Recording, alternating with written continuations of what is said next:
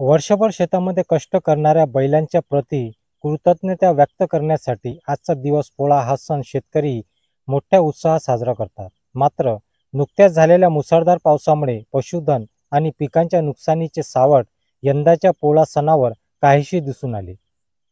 अमरावती जिल्ह्यातील भातकुली तालुक्यातील गोपगव्हाण हे गाव पेढी प्रकल्पामुळे बाधित झाले असून त्यांचे पुनर्वसन मौजा लोणटेक येथे झाले आहे. या गावातील बहुतांश हा शेवटचा पोळा ठरणार आहे. गावातील हनुमान मंदिर येथे पोळा भरविण्यात आला. यावर्षी पोळ्यामध्ये विनोद शिंगारे यांच्या पंढरपुरी बैलजोडीचे सर्वांचे लक्ष वेधले. या शेतकऱ्यांचे गावातील पोलीस पाटील अतुल पेडेकर यांच्या हस्ते दुपट्टा व टोपी घालून सन्मान करण्यात आला.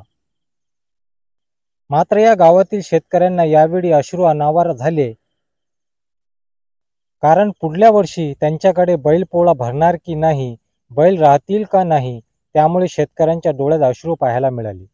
गावातील पोळा फुटल्यानंतर बैल घरी आल्यानंतर शेतकऱ्यांची बैलजोडींची पूजा करून बैलजोडीला पुरणपोळीच्या नैवेद्य घालविण्यात आला.